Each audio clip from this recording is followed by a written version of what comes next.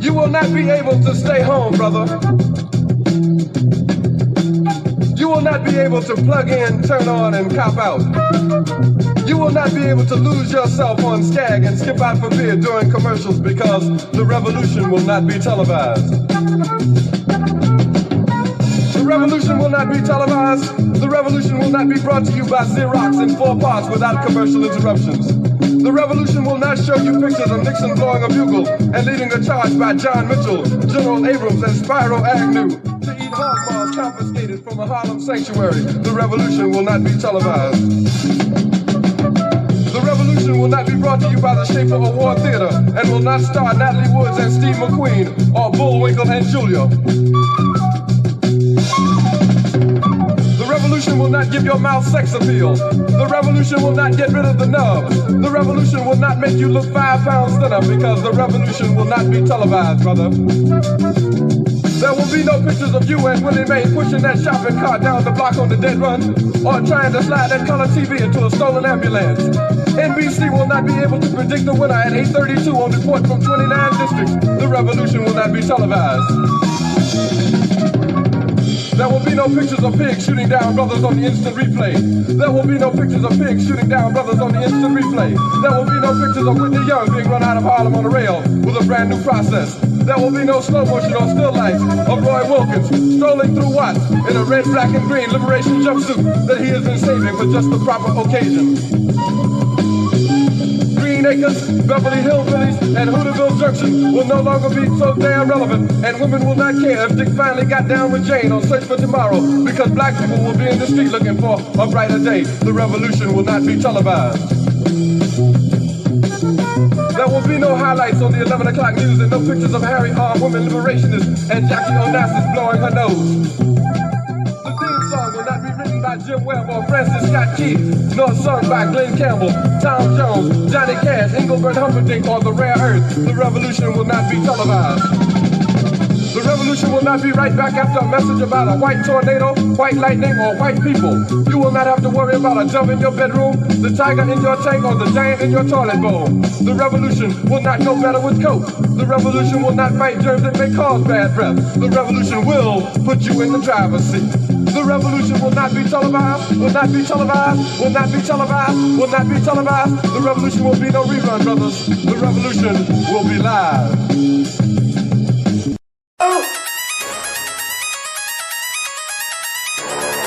I'm talking about Shawty going crazy. People going crazy in these motherfuckers.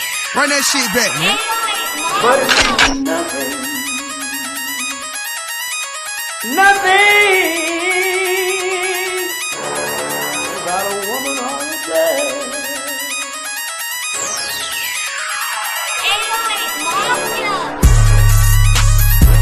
Man made the car.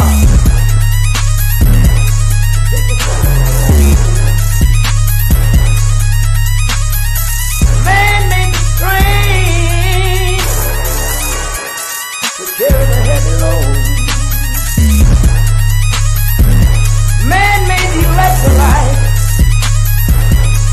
to take us out of the dark. Man made the boat for the water like the 7-millimeter. Man thinks about a little bit of baby girl and a baby boy. And man makes them happy because man makes them joy. But after man make everything we can, do you know that man makes money?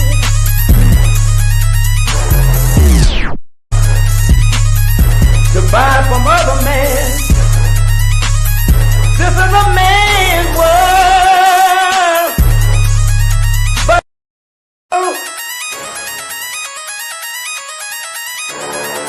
I'm talking about Shawty going crazy. People going crazy in these motherfuckers. Run that shit back, man. But it's nothing. Nothing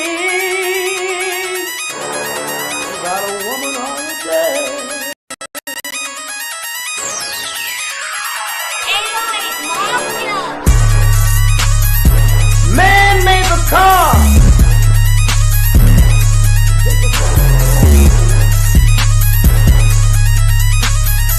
Man made the train to carry the heavy load. Man made the electrolyte to take us out of the dark. Man made. Good morning, this Friday of December 19th, I believe is today's date. Am I correct on that, Brother Trey? I believe it's the 20th. Okay, today is the 20th. Oh, okay.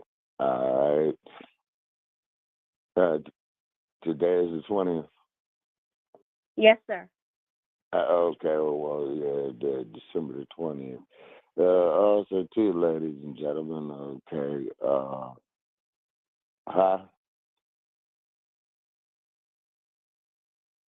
Oh, okay, so this is going to be the shortest day of the year. Okay.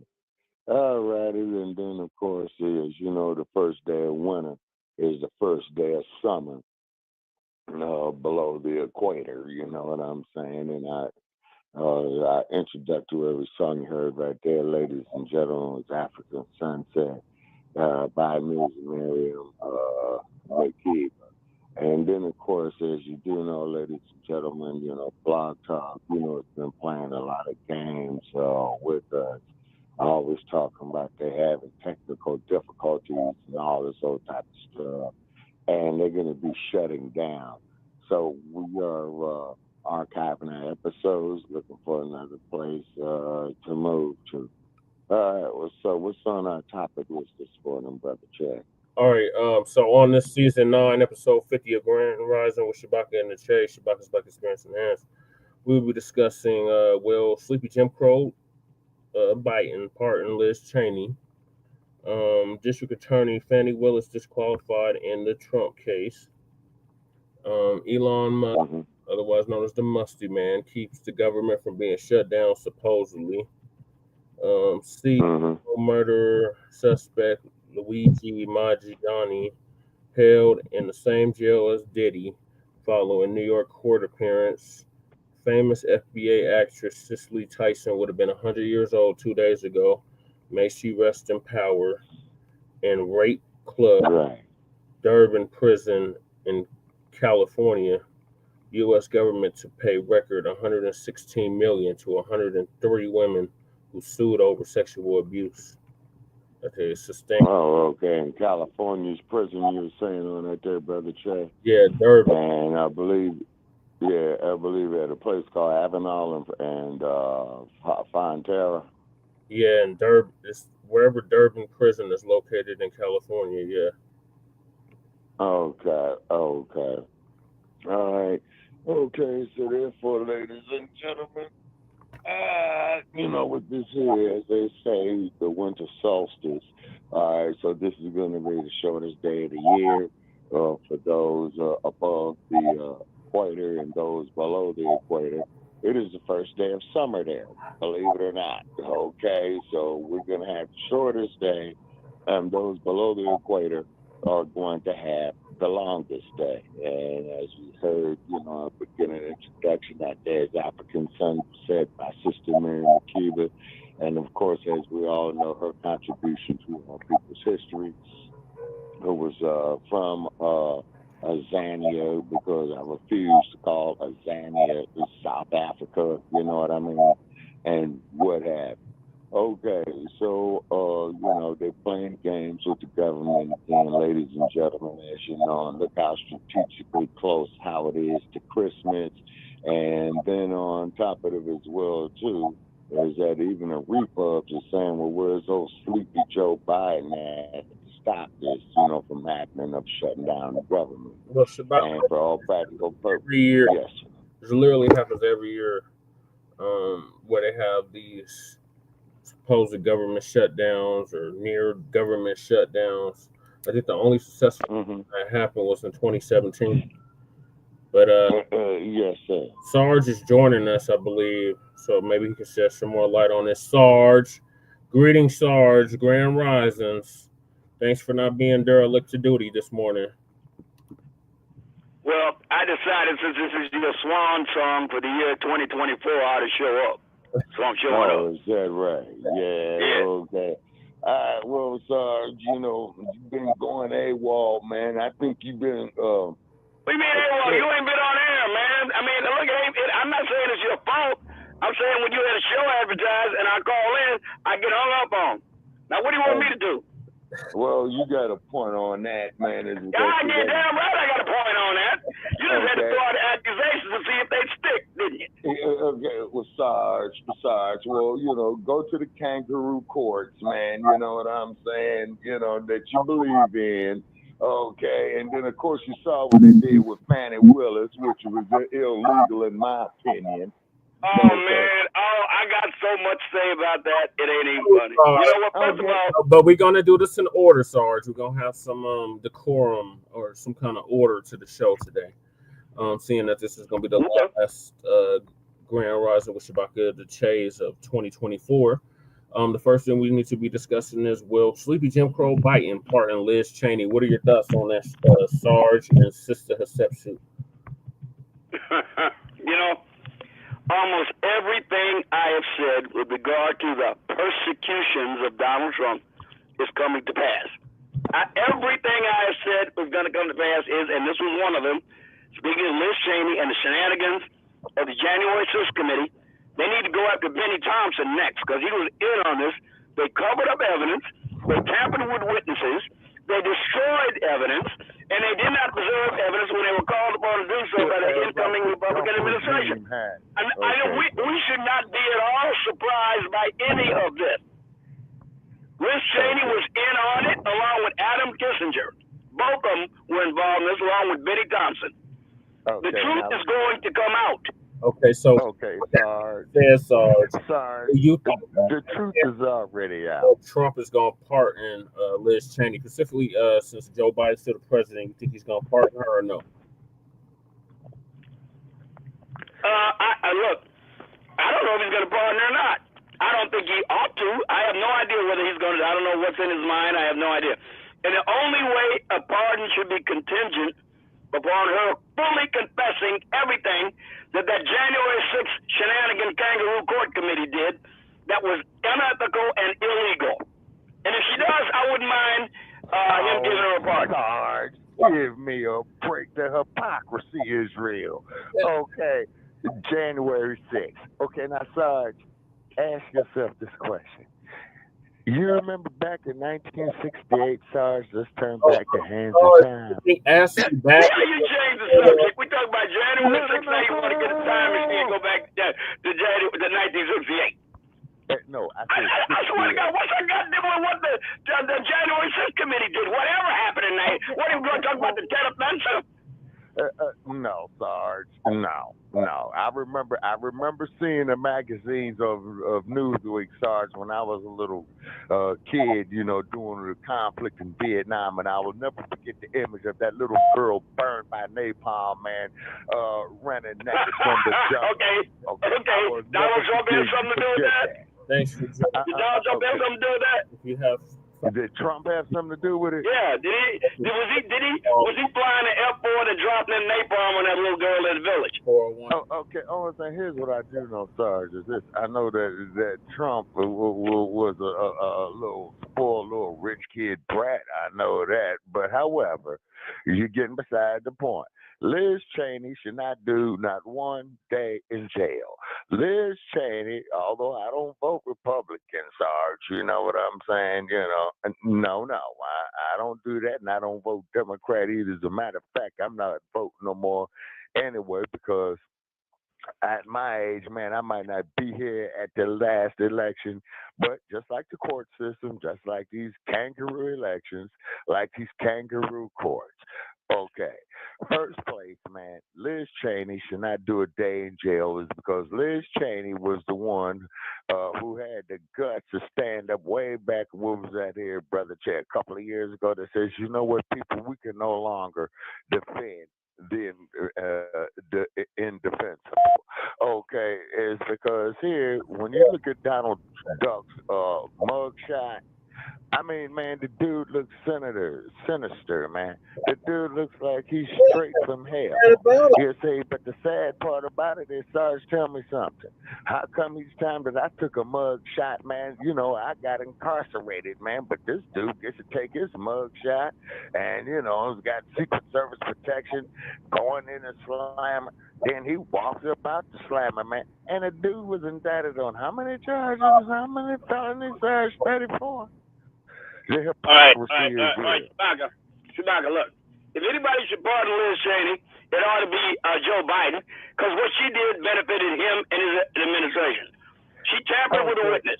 She got Cassidy Hutchinson to concoct that fanciful dissertation about him grabbing the steering wheel and trying to ram into the crowd on January 6th. It was insane. It didn't happen. Now we know it didn't happen because all the principals said it didn't happen that day. And now, and now Liz Cheney, again, with the cooperation of that woman on The View, that Farrell Griffin, I think her name is, and she admitted that they went to Cassidy Hutchinson and got her to alter her testimony. So you got to do witness tampering to get the story they want to make the president of the United States look bad. And you mean to tell me this ought to be okay? And that's just a tip of the iceberg. That's the tip of the iceberg. Look, if anybody ought to pardon her, it ought to be Joe Biden. Donald Trump has the option to pardon her or not. And by the way, if anybody's going to plead that she's not guilty, that's why you have defense attorneys. They plead the notion that you shouldn't go to jail. Look, as pronounced, she ain't been indicted yet. All the House did was make a referral to the Department of Justice, which probably ain't going to go nowhere in the last days of this lame duck presidency with Merrick Garland at the head. So it's not going anywhere until Donald Trump comes in office anyway, and you got a new Attorney General. So don't worry about Liz Cheney for now. She's safe for now. Okay, Sarge. Now, when the regime takes over, next month, as a matter of fact, less than 30 days, when the dump regime takes over, it's going to be extremely dangerous. I'm going to tell you why. First place, it's going to be January 20th, and we're just in December. January the 20th? Yeah. Okay, all righty.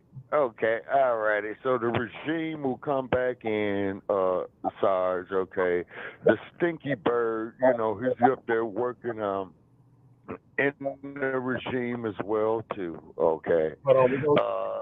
and I don't understand. We're going to come shortly, but let's stick on Liz Cheney for the time being. So, do you think... Oh, absolutely. Do you think... Okay, let me tell you the things that Liz Cheney colluded on in order to smear Donald Trump and to make him look bad. These are specific things that she did, some of which are unethical, some of which are illegal, but this is what she did. Here's what they found. This is what the House Administration Subcommittee on Oversight found. Number one, Trump did not attack a Secret Service detail anytime on January 6th, which is what Cassidy Hutchinson attested to. Two, there was no pre-planned, off-the-record move to the Capitol in the days leading up to January 6th. There is no evidence that Trump agreed with rioters who were chanting, "Hang Mike Pence." Cassidy Hutchinson falsely claimed to have drafted a handwritten note for President Trump on January 6th. President Trump did not have intelligence indicating violence on the morning of January 6th. Cassidy Hutchinson lied about the classification status of documents that disparaged Mark Meadows. Representative Cheney and Cassidy Hutchinson attempted to disbar Stefan Pasatino. And finally, Cassidy Hutchinson misrepresented Trump's actions at Lafayette Square Park in the summer of 2020. Now, that's what the minimum they found. I know they've got more. And it was and now on top of it, when it came time for them to keep records of the evidence that they said they had collected, they did not turn it over to the incoming Congress when the Republicans took the House back. And Mike Johnson became Speaker, despite the written notification to them to preserve the records. So it's funky, man. I don't care about that. I don't care about the napalm bomb of the little girl in 1972. It wasn't 1962, by the way. I don't care about that. All I care about is this and what this diabolical January 6th committee did with the power of Congress to lie about the President of the United States. Okay, Sarge, do you mind if I ask you a semi-personal question? What? Okay. You know that these individuals have shut down the government, right? And you also know, man, that But what Elon individuals? Musk. What individuals? What individuals shut down the government? Okay, the government is shutting down, Sarge. Okay, these repubs or whoever up in a It hasn't shut down yet. What are you talking about? Yeah, it hasn't shut down yet, Shabaka. They had a bill, which we'll get to shortly, but I just want to get your thoughts on do you think Sleepy Jim Crow Biden is going to pardon Liz Cheney? And then we need to hear from Sister Hatshepsut because she's been patiently waiting to speak. Okay, go ahead, Sister Hatshepsut.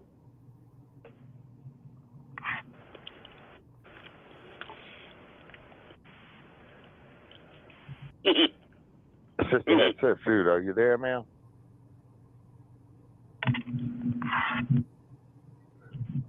I guess she's having technical difficulties or something.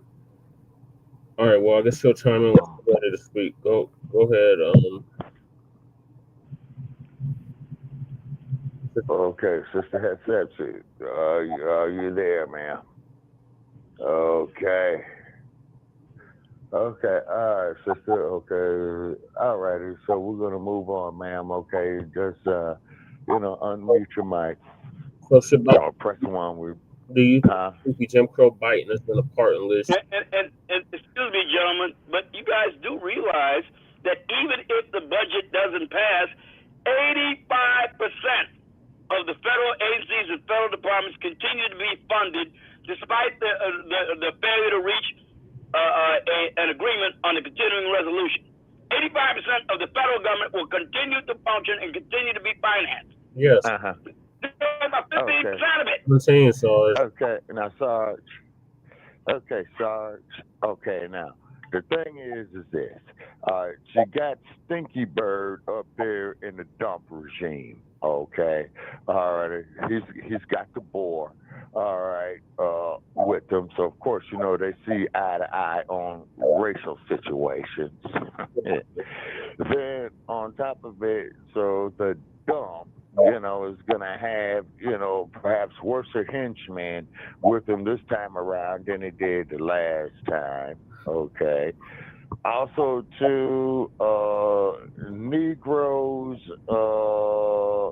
how can I say, they're going to be more brainwashed than ever, okay?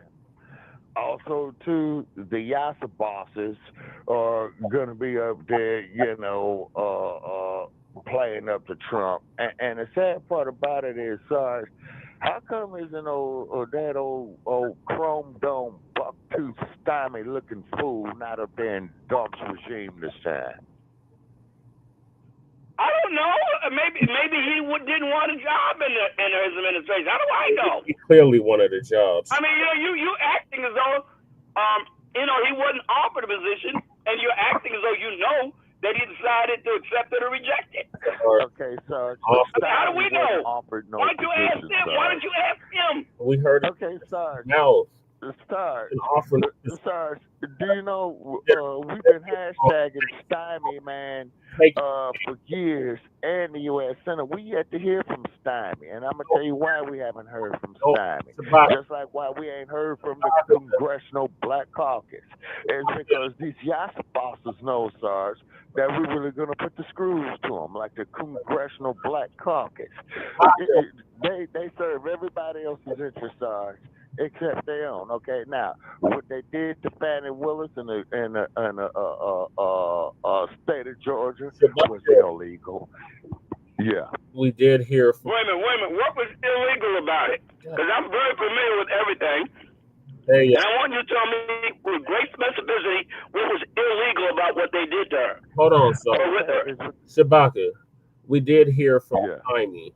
Stymie did a video on Thanksgiving talking about how he did? Yes, he did.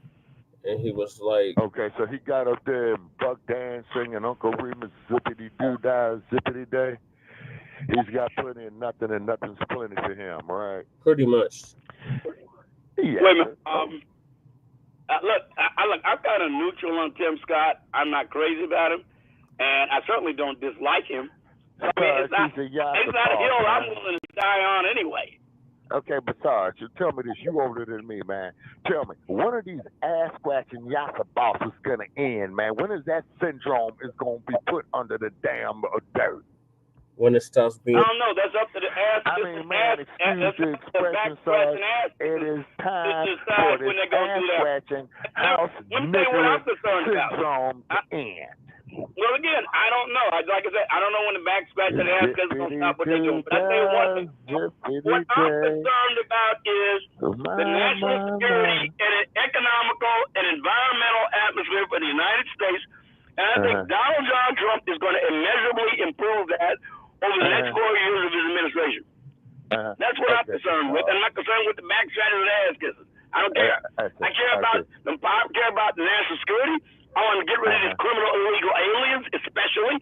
I want him to secure our borders. I want him to keep us out of these pointless, stupid foreign wars that warmonger Liz Cheney wants to drag us into, that don't have any direct national security interests, blah, blah, et cetera, et cetera. That's what I'm concerned about. I'm not concerned about that other stuff. I'm not concerned about it. I want to see the United States where it was between the years 2017 and 2019 before the pandemic came along and wrecked his administration and the economy and our national security and worldwide peace. Relatively speaking, anyway. Okay, but Sarge, you still understand you're still a black man in America, right? I don't care. I don't care about that. I'm glad to be. I'd rather be a black man in America than a black man anywhere else on the planet. So there. So whatever's wrong, I think can be fixed or can be ameliorated. I'm not concerned about being a black man, other than the fact that I'd be concerned if I wasn't. Hey, Sarge. Hey, man, let's run away. Let's get away from this crew, man. I don't want to. I wish you would fall and farewell. Yeah.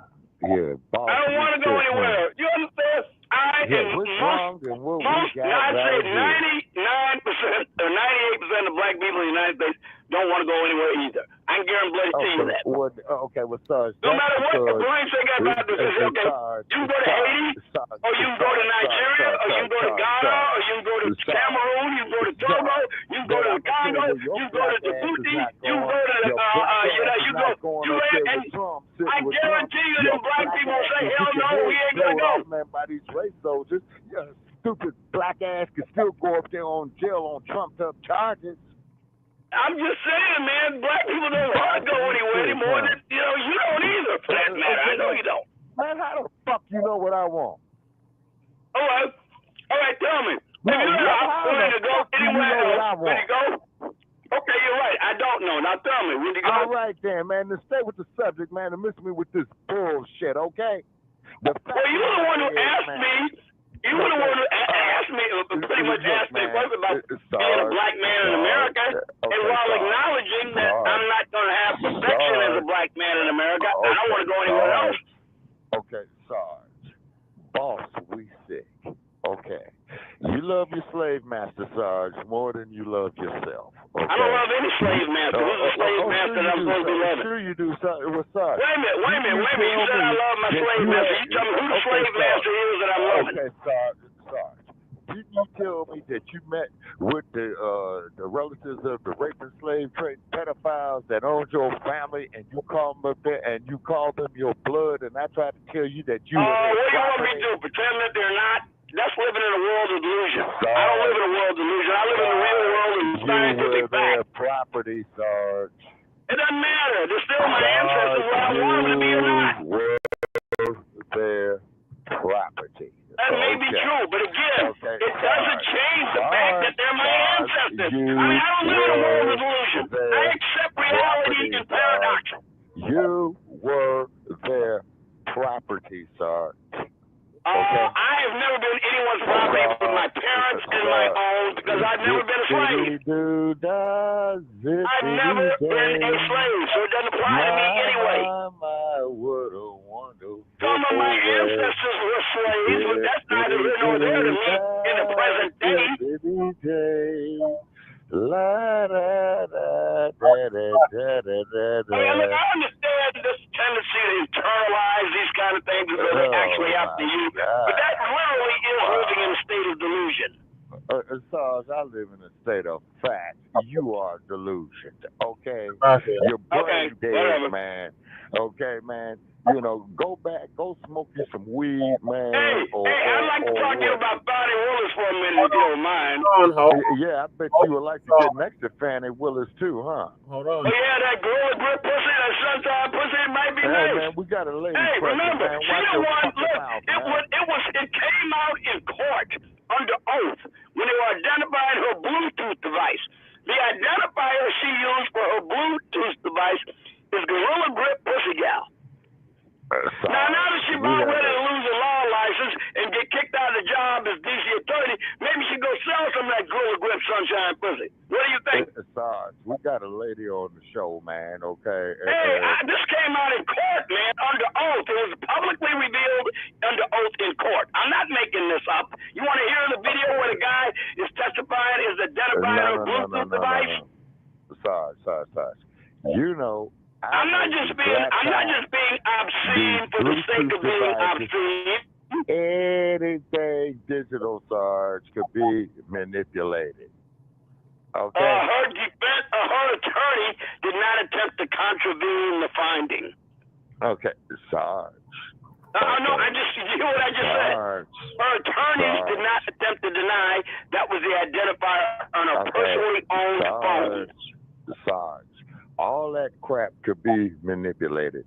These laptops, I understand that, but I'm going to say again, even allowing for that possibility, she didn't attempt to deny it. Manipulated. Sarge. Again, I just acknowledge that's possible. So if it wasn't true, why did she have her lawyer say it wasn't true? Okay, Sarge, all this stuff can be manipulated because when I was on the West Coast, Sarge, and when I see a car with no driver in it, man, okay, that tells me, man, that these crackers could go up here, man, and manipulate, extort. Again, I'm going to refer you to the fact that it came out under oath and her lawyer did not attempt to contravene the finding. You understand what I'm saying? You're ignoring what I'm saying, and I'm acknowledging you saying that yes, it could have been digitally altered by someone else. So then why didn't she make that claim? Okay, Sarge, you're full of shit. Okay. Then you're not answering my question because you know the answer and you don't want to answer it. Sarge. The point is what I'm getting at is this, Sarge. Okay. All this crap is out of order. You know it. Okay, you got a board, you know, who's pulling the strings. Oh, and by the way, too, Sarge, your great president, Sarge, the dump, as in human shit. And I want to make that perfectly clear, by the way. You know, he's getting ready to get rid of the post office. You see what I'm saying? So you're going to be getting all your mail from Amazon, where you're going to be overpaying that crook, Bezos. And by the way, Bezos, I really wish that you, Stinky Bird, and the dude that owns Verizon or whatever, get on your spaceship, okay? Go up there, fly to the sun, okay, and do humanity a world of service, okay?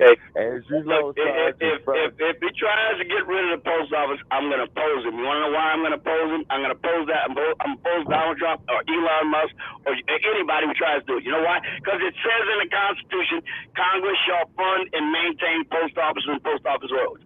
So anybody who goes against the Constitution, I don't care if it's Donald Trump, anybody else, is going to get opposition from me.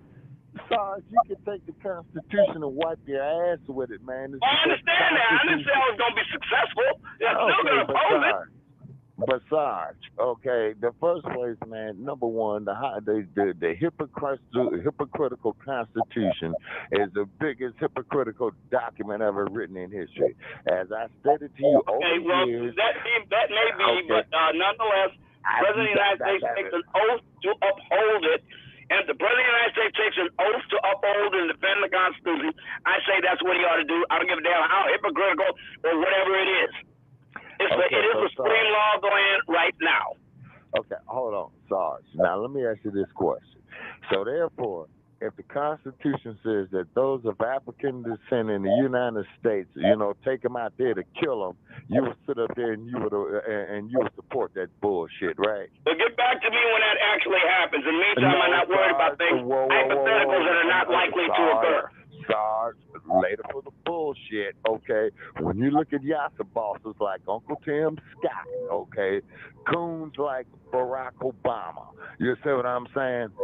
I'm willing to bet dollars to donuts, man, that the coon congressional Black Caucus will introduce some foul, ridiculous, asinine legislation. Okay, well, look, like Shabaka, you worry about the rest of the Constitution. You talk about what could happen in the constitutional rights. Well, look what they're doing to your rights of free speech.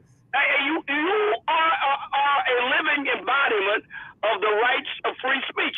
You speak your mind, you say what you want. You got Joe Biden and the Biden administration trying to create a government disinformation board. They're colluding with social media platforms to suppress your and my speech.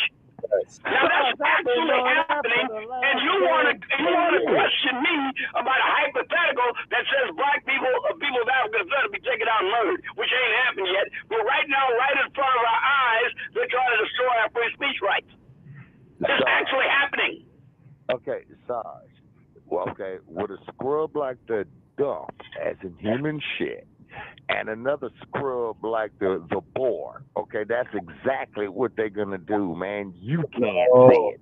See, here's the borders. You all are gonna be the main ones that they're gonna go after. All right, well, tell me where Elon Musk, who took over X because the left attempt to suppress free speech and deny and cancel people on Twitter. Would you tell me where he is making any effort to deny people's free speech rights on either his platform or anyone else's? Just give me an example, and I'll be willing to entertain the notion. Okay, sorry. Just give me one example of it. Yeah. Tweets that I made up there that I'm not going to say. You see what I'm saying? And no, man, you can't say this. You know, this is offensive. Okay, okay, that's Stinky Bird. Now, Facebook, which looks like a military installation, because, you know, Facebook and Instagram are both right over there, man, at #1 Hacker Road over there in Menlo Park, California, Sarge.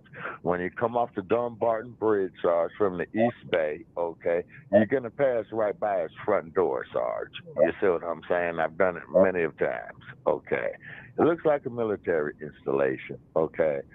And then another thing, too, Sarge, look at AI. You're going to be answering the robots. You see what I mean? You know, just like look at your laptops. Wait a minute, see. Okay, look, automation has been a constant ever since the Industrial Revolution. So, I mean, it's just kind of inevitable that it happens. I guess the key now is to manage it so it doesn't do undue harm to people who are presently employed. I don't know how that's going to be done. I don't know whether it's going to be done. But if you're acting like a Luddite and you think they're going to stand in the path of technological innovation, it just ain't going to happen. What's going to have to happen is you're going to have to be able to manage it the best you can so it does little harm and creates as much efficiency as possible. AI. It ain't going to happen, Shabak. I'm sorry. I wish it could be, but it's not. We're not going back to the 19th century. Okay, so unless we blow up everything, got to start all over again. Okay, Sarge. Okay, anytime that you sit up there with some technology that is forcing you to say that a man is a woman, okay? Oh, come on now. You know how I feel about that. Okay, but Sarge, no, that's going against human nature itself. Okay, Sarge, tell that to AI and watch how quick they shut you down. Okay. I mean, are you going to say that eyeglasses are a denial of human nature? Because after all, if it weren't for the glasses, you just would have to stick whatever nature left you with your eyesight. No. Sorry. Okay, well, I'm just saying, human beings alter their conditions in order to improve their situation in life. That's what we do. That's why we got opposable thumbs. Okay, Sarge, check this out. Everything you do on AI, everything you do on your laptop, everything you do on that cell phone is being recorded, man. It's got a digital record of you. I got a very, very good friend who I spoke with a couple of days ago. He heard you speak before, Sarge, and he says that, you know, your some of your positions are asinine, that they are ridiculous. You know what I'm saying? This man is a firm believer of the Second Amendment, okay, but one thing that he did way back in 2014, he was filling out stuff to go on there to Facebook, and then he says, you know what? I don't want this crap. And that was a very, very smart man, because see what they did with this digital crap, they got a digital fingerprint. They could fabricate crap against you, man, in these kangaroo courts, okay? And then, of course, these kangaroo courts don't believe in no justice. Look at Sharon Massey, Sandra Bland, Tamir Rice, you know, the list goes on and on and on and on. And then you had old Sambo Yazbal, yeah, you know, justified.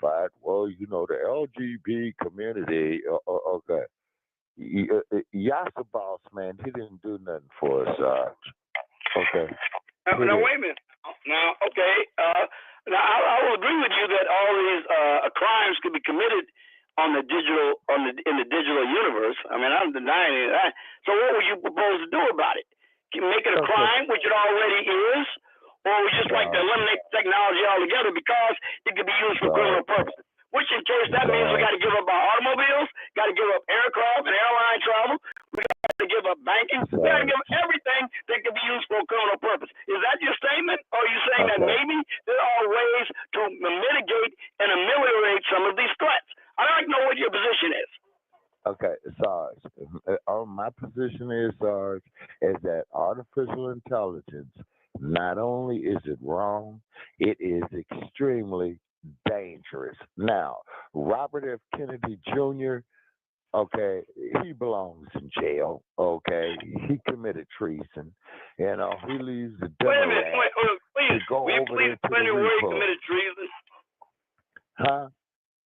Where did he do something that was treasonous? Where did he give aid and comfort to the enemies of the United States that was witnessed by two or more people as the constitutional definition demands? Okay, side with a 34-count convicted felon. What? Wait a minute, you mean by cooperating with the man who was just elected president of the United States with both the electoral vote and the popular vote? You mean to tell me that cooperating and working with him is treasonous? Okay, sorry. I'm telling you that when you have a 34 convicted count felon running your He's not a convicted felon. You got to stop saying that, because he's not been convicted. A jury convicted him, but the judge has not yet entered the finding officially. He's not yet convicted. I keep telling you that, and it makes a difference. He suspended the case. Okay, Sarge, you just contradicted yourself, man. Come on, Sarge. No, I said the literal truth. Sarge, I said specifically a jury entered a finding of guilty. That alone does not make you sufficiently convicted. A judge must accept the finding of the jury and officially enter a finding of guilt. At that point, you are convicted. Since that has not yet been done, Trump is not yet a convicted felon. Okay. When it happens, I will say, Shabaka, you can now say he is a convicted felon. Sarge, okay. I've never seen somebody go into the county jail system, get his mugshot taken in a $3,000. Yeah, it helped him win the election too. Okay, hold it, and then walk out. Epic mugshot, man, epic. Okay, no, Sarge, that's hypocrisy.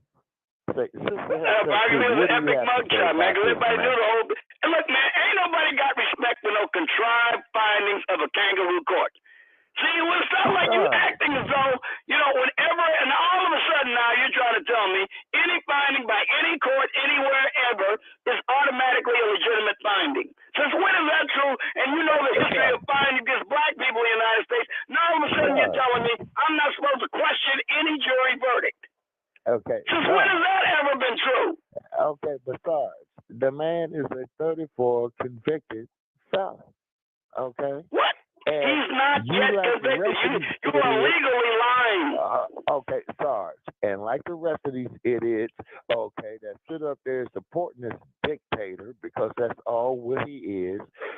Your U.S. Constitution, you can use it for shit paper now. Okay, Trump don't believe in no Constitution. Okay, tell me something, man. What about Fani Willis up there using government funds in the form of taxpayer money in Fulton County to pay her lover and not disclose any of that to the court? Now, she had a legal obligation and an ethical obligation to disclose that to the court. Before if she'd done that, she might not be in the trouble she's in today. The dead And hear what I just said. Had she done that and disclosed her intimate relationship with Nathan Wade, she might not be in the trouble she's in the court. The court should have known that to make consideration on it, and so should the defense. It's a legal and ethical obligation that the prosecution had an obligation to disclose, and they did not. And that's just the tip of the iceberg with Fani Willis. Okay, Sister Heads Up, are you with us, ma'am? Yes, sir. Okay, please comment and give this person once again the business, the triple right, double or overhand right, left hook, right hand, and just rain all upside his dome because with this crap that Sarge is saying, it's asinine. And he's believing in an asinine system. He believes in artificial intelligence that does not care about his ass if it give him the business system. Well, the question was asked by Brother Che if Biden was going to make partner. I don't know because I don't know the future, but I do know that he's going to try to make every effort to become partner because we know how he is about his money. Now, secondly, I'm going to let you know how Minister Farrakhan put it. Minister Farrakhan told us that, excuse me, do not interrupt me because I did not interrupt you. I'm sorry, sis. I just have to. America is on her deathbed. Okay? America is on her deathbed, and America is clearly suffering. And from my vantage point, America lies on her deathbed in dire need of guidance and a new direction. But if they don't take the guidance, we all know where they're going, straight to hell. And I ain't going with them. Okay, because what they're trying to do, they're trying to send us into the hereafter with them. But their hereafter is not heaven. Their hereafter is hell.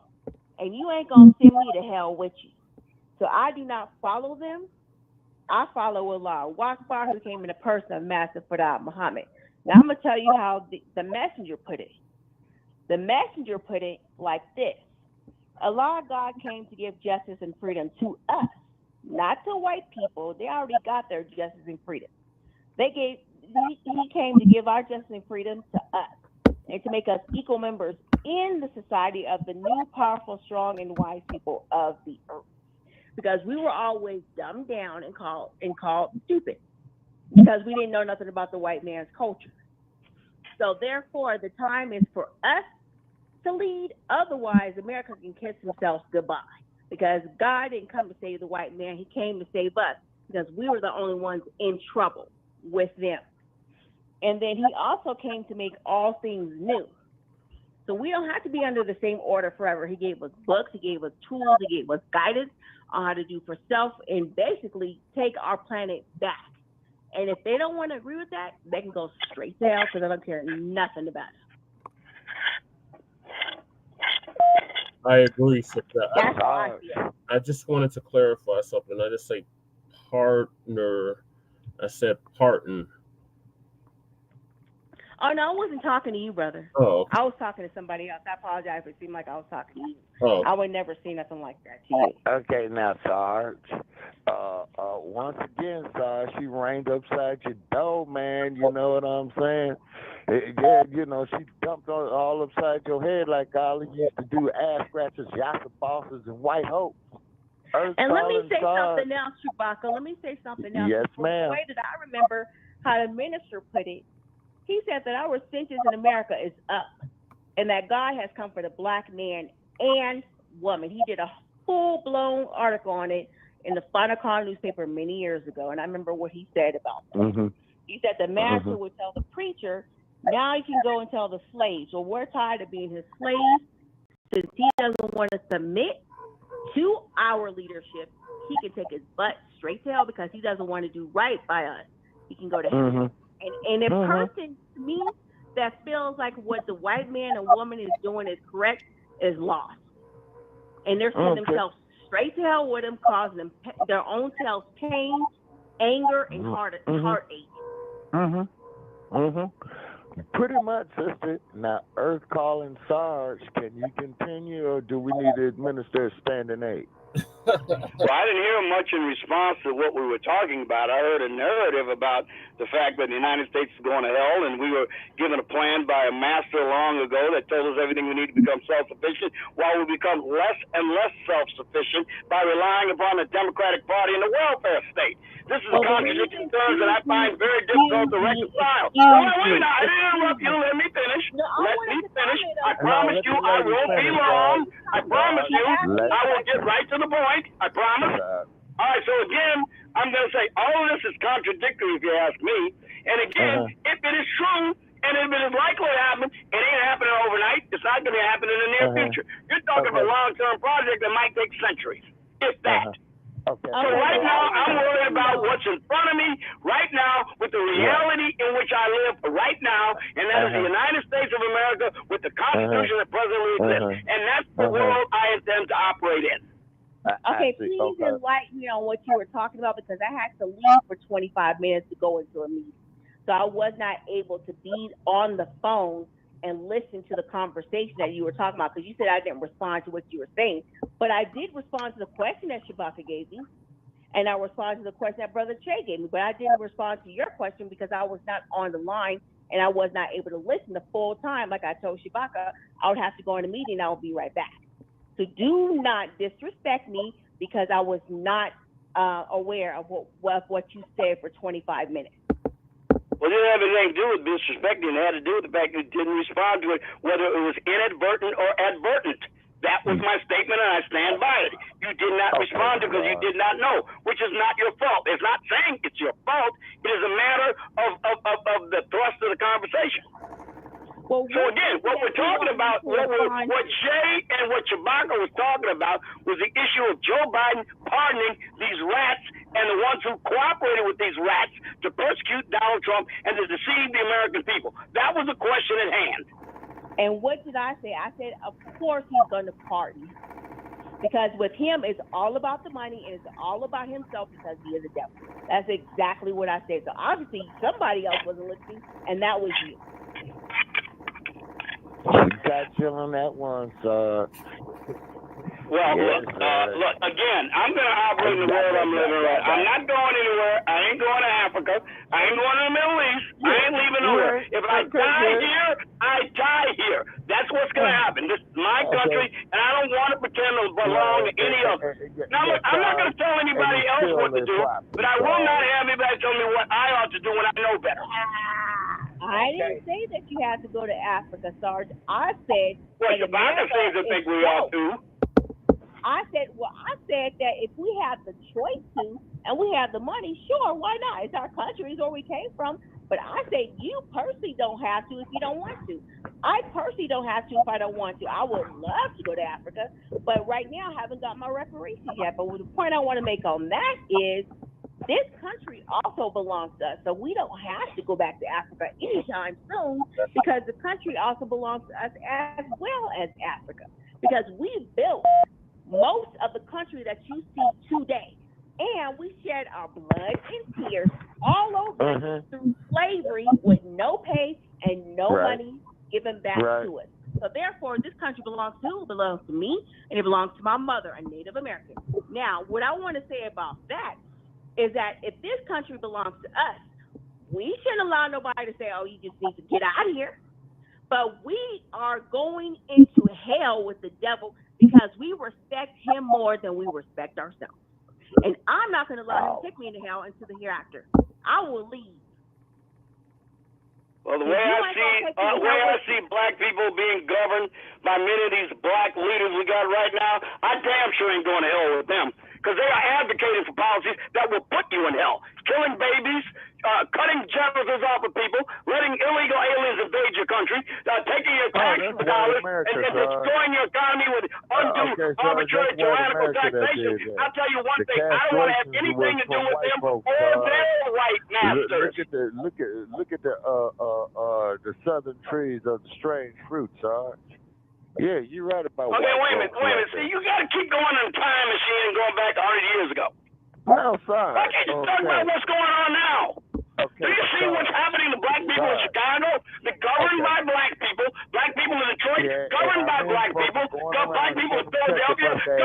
black people. Black people in Washington, D.C., governed by black people. You see what's happening to all these black people?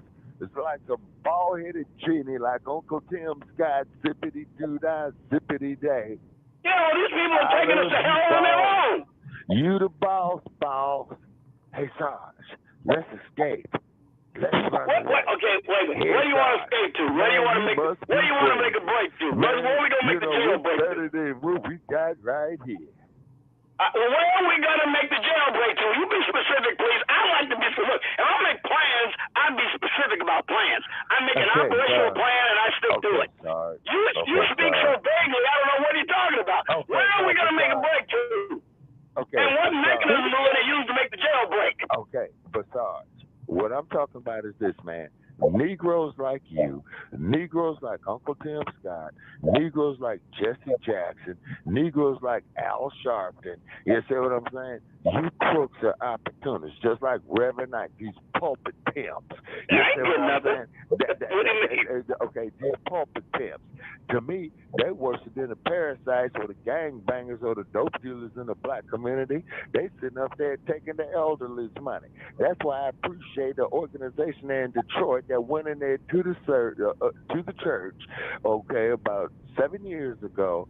They saw that crooked ass pastor in there and they saw what he's doing and they went up there and they whooped his ass, and rightfully so.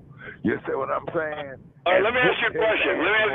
Shabaka. I'm trying to get specific here. I'm trying to nail this down. Like I said, I'm a nuts and bolts kind of guy. You know what I mean? That's the way I think. Maybe you may think that's a shortcoming, but for me, it's a strength. Let me ask you a question here. Okay, do you think we cannot do anything in life, we cannot improve our lot in any way, shape, form, or fashion unless we get reparations from the United States first? Oh, you do. What do you think about that? Well, no, just answer the very specific question. Is it possible for us to improve our condition here without getting any reparations from the United States, a state or local entity? No, it's not. Okay. You're saying it's not? No, it's now not. Who's being helpless? Okay, now hold on a second. Now, first place, man, that governor that you got out there, man, in the Golden State, he belongs in jail, okay? Because he's going to sit up there with his hypocritical self, a man of no morals, you know, who goes up there and sleeps with his best friend's wife, okay? I don't have no respect for no dude like that. Well, we're not going to give you reparations. We're just going to give you a formal apology, okay, Sarge? Just like how... Why do you call him in anyways? He's an oily bastard. Why would you call him somebody like Gavin Newsom? Hold on, Sarge. Wait a minute. Now, let's look at this coward by the name of Daniel Penny, who murdered Jordan Neely. That was an act of cowardice, Sarge. Okay, that was an act of cowardice. There's nothing funny about that. There's nothing funny about Yes, Sarge, yeah. Yeah, Sarge, yeah, because, you know, we ain't been on so long because they've been censoring us. You see what I'm saying? Now, just like how that white man got up there and got away with murder in the first degree through a kangaroo court. No, he was never charged with murder in the first degree. It's murder in the second degree. Will you please get your facts straight? Okay, yeah. He was fat out of the bag getting charged with murder in the first degree. Okay. It was second degree murder. Sorry. You're gonna talk. I was bragging, ass scratching, chicken pecking Uncle Tom. What do you expect? Okay, it was murder in the first degree, Sarge. Now, here's a man, Sarge, who is hungry. He's only weighing 121 pounds. The dude is only 5'7". Okay, these white folk get up there and said, "Oh, I'm scared of death." So this coward, who is a war veteran, goes up there and murders this man, and then the punk who aided in the murder didn't even get charged, because you seen the video where Jordan Neely was up there, man, getting choked out, hold it, and then Jordan Neely was trying to remove old boy's hands, you know, trying to loosen the pressure to hold on his neck. And then the other white boy stands right there and blocks Neely's hand. Okay, that's a co-conspirator right there. And you're going to sit up there, Sarge, and you're going to sit up there and tell me that wasn't murder. And as soon as you tell me that wasn't murder, and if you tell me that man who was homeless, hungry, and thirsty, man, was a threat to that New York City subway, man, I'm going to tell you that you're full of shit. That is an insult to my motherfucking intelligence. Excuse my language, Sister Upset Suit. Because that there just... just pissed me off. All right, now you just spoke to part of the evidence that was revealed at trial under oath. And what you just said was part of the evidence that was introduced against Daniel Fani. What you didn't do was speak about all of the evidence that was introduced into the trial in his defense. Now, I noticed that. Now, do you mind if I introduce what was introduced in the trial under oath in his defense? You ain't got a leg to stand on this issue. Yes, I do. And you're keeping me from repeating it to you what it was. Fucking idiot to listen to this bullshit. You know what I mean? You're going to say that there's nothing more to know other than what you just said. That's what you're telling us. Sarge. Plus, the dude had co-conspirators with him. Wait a minute. See, that's what I mean. I said there is considerable evidence in defense of Daniel Fani that was also introduced as trial other than what you just said. To create, at the very least, a reasonable doubt. Sarge. Do you know how many times when I was living up there? I know you still ain't letting me say what it is. Okay, Sarge. Okay. Do you know how many times up there in the Bay Area when I used to ride the Bay Area Rapid Transit, man, going back and forth from San Francisco over there to Panther Town, right? Of how many of the people would come up there that would perform on the subway, up and coming dancers, up and coming artists, people selling books and stuff like that there. You know what I mean? Hey, I thought it was kind of entertaining, man, to make your trip go more smoother, number one. And plus, Mr. Fuller, okay, that's his name is Mr. Fuller. Am I correct on that there, Brother Che? Neely. Mr. Neely. Jordan Neely. Yeah, Jordan Neely. Okay, who was a murder victim, Sarge. And then the coward who choked him. And then when Mr. Fuller, okay, was trying to break the dude's hold, okay. No, Jordan Neely, not Fuller. Neely. You get that back confused. He keeps getting. Okay, hold on, Sarge. Neely. Okay, the victim. Okay, the victim on the Newark City subway who was murdered by the Marine. Yeah, the victim. Okay, who was murdered with intent. Okay, was trying to break the hold of the coward who was choking him, and then there were those around him that aided the coward in trying to prevent Mr. Neely from breaking hold of the coward that murdered him. You see what I mean? That were trying to intervene, not even intervene. They were assisting him in the murder. Exactly. Those were yeah, exactly. See, so these are co-conspirators in the murder. Intent was proven because the man died. Okay, even if he just was. How does that prove intent because the man died? You just literally said something that legally isn't so. That doesn't prove intent. That's a fact that a man died. It doesn't show what the intent was behind whoever contributed to his death. Okay, Sarge. Okay, just like Derek Chauvin, who had his knee on George Floyd's neck. What was that? How long did we count? Brother Che, what was that? 10 minutes, I believe, when you and I reviewed the tape about 4 or 5 times. 8 to 9 minutes. He didn't have it on his neck. He had it on his shoulder blades. Okay. The video camera from the other officer showed his knee was on the shoulder blades. The way the Minneapolis Police Department taught their officers to apply it. Fucking intelligence this morning, Sarge. Look, I saw the videos, man. So don't tell me I didn't see what my eyes saw. He had his knee on his shoulder blade, not on his neck. Let me ask you a question. It's like, you ever see how they do stunt punches in Hollywood? They throw a punch, and because of the camera angle and the perspective, it looks like it actually landed, doesn't it? It's the same thing with the way he had his knee. Sarge, you forget. It's all I saw the video from the other officers where he had the knee in the proper place for the way they were trained in what they call the maximal restraint technique. Sarge, the man urinated on himself. He was bound. He said, I can't breathe. Okay. Well, you can't say that if you can't breathe. Okay, you can't. You have to have a vote. You have to have an air exchange to speak. Sarge. Okay. Sarge, God damn it, Sarge. It's not possible to make sounds when you don't have an air exchange. So you justifying the whole situation, and you black as night. You know how that sounds? Hypocritical. It does sound hypocritical. Give him the business, Sarge. I mean, you mean because America today, give him the business, sister. Anybody Go should ahead, see that sister. America Give Sarge is the today. business. Yeah, anybody should see that America today is guilty of genocide Right. in every country possible. That's right. And you're gonna sit up there and justify something like that? Yeah, and the first form of biochemical warfare, Sarge, is when the white folk came here with smallpox in the blanket, Sarge. Yeah, she's right about that, Sarge. Can't hear you, Now, Sarge. what's the color of your skin? Are you white? Are you black? He's gonna. Because if that happened to you, how would you feel? He's gonna tell us that. Well, see, Couldn't say. yeah, see, Sister Hep said, shoot, Sarge knows how to work napkin holders, and plus he. You know my racial allegiances.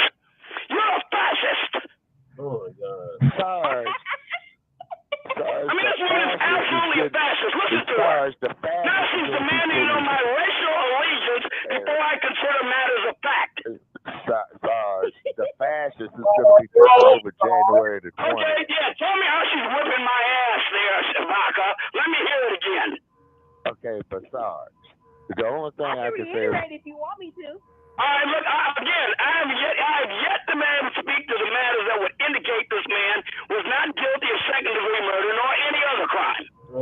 Sarge, it was murder in the first degree, but the That's what you say. You weren't even charged with that. Okay, but Sarge, Even if you think it was.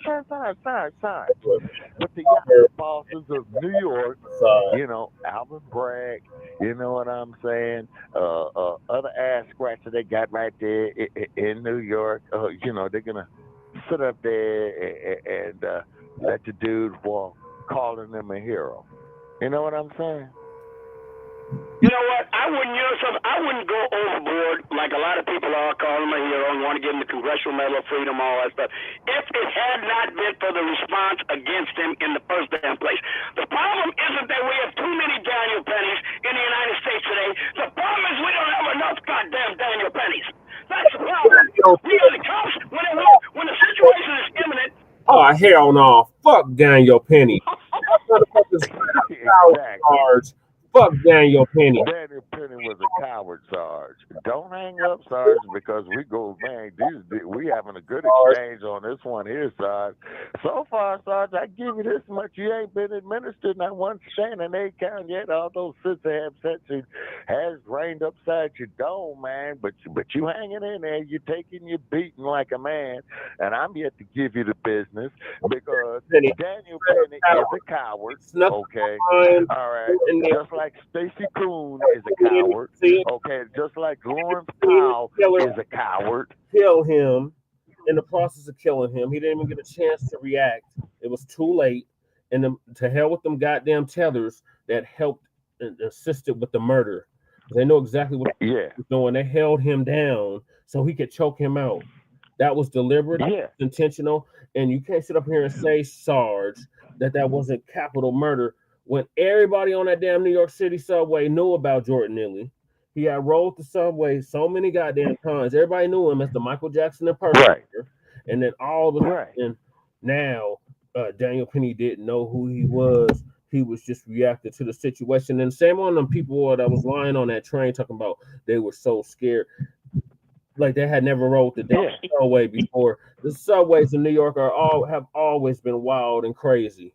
That's nothing new. Yeah. And if you really want to take your life in your hands, man, ride the L trains in Chicago, Sarge. I'm sure you're familiar with those. Everything I had ever experienced. Unhoused, mentally ill black man who was hungry. And dehydrated. Was the scariest thing y'all ever seen on the subway. Get the hell out of here. People get murdered on the subway. Get stabbed. Let me comment about that. Yes, ma'am. You're right. What I was going to say was that I catch the bus every day. I choose not to drive. I know how to drive. I have a license, but I choose to take public transportation. And I used to catch this crazy bus called the 15. Yes, I remember. 15 limited. Familiar with the. I got on the bus one day, and I humbly sat down. The guy I sat next to happened to be a white guy. The person in front of me happened to be a sister. She was a black woman. Mm-hmm. Yes. Now, I sat down, I opened up my book, and I'm reading. Mm-hmm. The white man looks at my book and sees I'm reading my martial arts notes for my class for later on that day that I'm preparing for. And he says, that's terrorist, S-H-I-T right there. You're terrorist. So what am I supposed to do? You know what I'm saying? He called me a terrorist. He's not even minding his own business. Right. You see what I'm saying? So, whooped his ass. Well, I whooped his butt verbally. I didn't go there physically because he didn't put his hand on me. And as Muslims, I could have if I wanted to, but as Muslims, we're supposed to fight with those who fight with us. And he wasn't dumb enough to put his hands on me because the brother next to me had my back. Okay. And the brother tore him down so hard, it was ridiculous, and he shut up. Yeah. And the sister in front of me, before the brother had my back, the sister was like, yeah, get her. She was jealous. Oh. So I didn't say not one word to that sister, but what they saw was fear in their heart because they saw a woman of God that was with black skin, and they got afraid. Right. Because the sister in front of me looked like she was pale skin white, but her hair was nappy. So she had a problem with my complexion. And she was probably. You see what I'm saying? Because I'm dark complected. Yeah. She had a problem with me. So I responded to both of them. And then the brother next to me said, well, excuse me, sir, while you going off on her, you started it. And he snapped back. And I was quiet. I let him do his thing, and I got off the bus. Earth but calling they Sarge. start with us all the time because we are black. And for you to deny something like that, you're gone. Yeah. John Wayne Gacy was widely known as an entertainer of children wearing a clown suit before he was discovered to be a serial murderer. So what? And how are you going to tell me that everybody who rides the New York subway is familiar with the widely famous, known, and great Jordan Neely? Everybody knew this? Everybody knew this. Really? Wait a minute. Will you answer my questions for a change? Everybody knew this? Yes, Sarge. I know this. He was known. Well, I guess you don't want to answer. Okay, let me go on to the next thing. Let me go on to the next thing. Okay, look, I keep hearing all these narratives, but I have very little in the way of fact. But how are you going to compare? How Jordan Neely was a Michael Jackson impersonator. I'm just saying, just because somebody's harmless at one time doesn't mean they can not be a threat at another time. Oh my God, Sarge. 120. Come on, Sarge. So you're harmless in one situation, and in another situation you're an imminent threat. You mean to tell me the two cannot be possible? Being hungry, Sarge.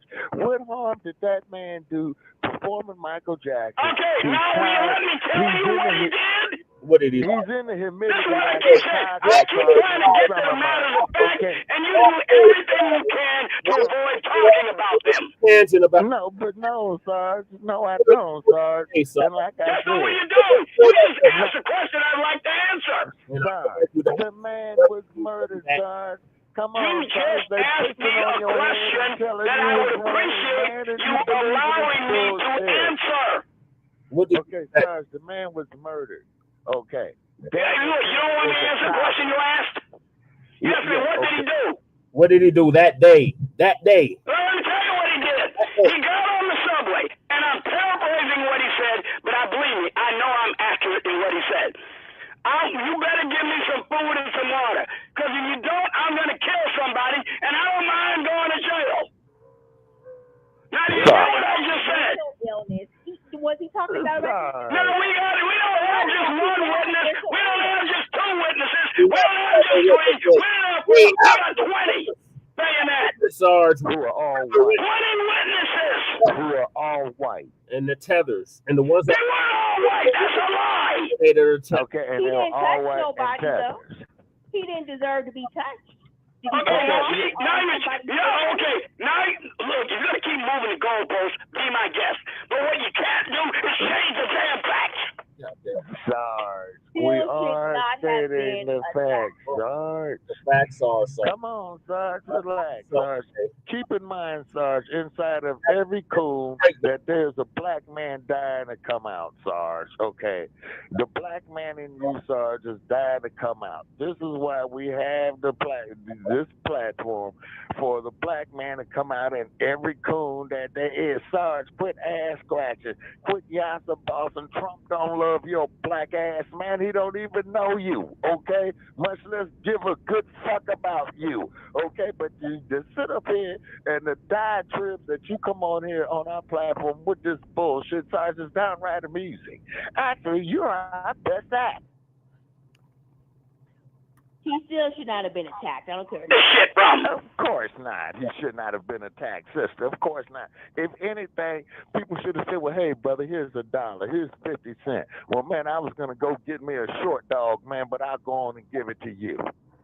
I mean, I've had people address me like that all the time downtown, talking about, you better give me $1 or else. You know, I just walk away. No, but if they ask me nicely, I give it to them. But they might be on drugs, might have a mental disorder. You know what I'm saying? Yeah, but get this, sister, and says, shoot, I had an OTB come up to me telling me that if I don't give him no money, he would take it. I said, go for it, man, and I would snap your fucking neck, too. Mm-hmm. He damn near pissed on himself. Yep. Hello? Hello? What did Colin Ferguson do on a subway? What? What did Colin Ferguson do on a New York subway? He Who the hell? Long Island subway. Hold on. No. Colin No. Oh, wait a minute. I'm familiar with that case, yeah. I'm not going to bring that. No. Colin Ferguson was a black man on a New York subway, and Sarge is going to sit up here and say he went and killed some white people, I believe. Now, Sarge, you got a detailed memory, man, because, you know, when you falsified your police reports, man, when you was making illegal arrests and you was preparing these false records for these kangaroo courts in Illinois, yeah. Re-enlighten us with Colin Ferguson, what he did on the New York subway, and please tell me, you know, that I'm right or tell me that I'm wrong. Now, remember, Sarge, you're under kangaroo oath now. You're under kangaroo oath now. Okay, what did Colin Ferguson do? Okay, Colin Ferguson in 1993 got on a Long Island railroad train and killed 6 people and wounded 19 others. Okay. Now, that's what he did. And you know what he did before he opened up on those people? What did he do? He made a threat. He said he's going to get people. He said, I'm going to get these people on this train. And you deserve what you're about to get. Okay, hold on, Sarge. And I'll tell you something. I wish there had been a Daniel Penny on that train who came up behind him and put him in a chokehold. Okay, hold rather on, than see him murder 6 people and wound 19 others. Sarge, whoa. Hold on a second, Sarge, that's assault. Because you can't, what right does a person have to just walk up to somebody and put him in a chokehold? You know what I'm going to say it again. When they present an imminent threat, that's when. It's called defense of self and defense of others. Okay, weighing under 140 pounds is a threat, Sarge. That same year. Being hungry is a threat, Sarge. Damn it, Shabaka. That same year, a black man defended himself and his spouse against a white man that tried to attack them on the subway. He killed him, got away with it because it was clearly self-defense. That's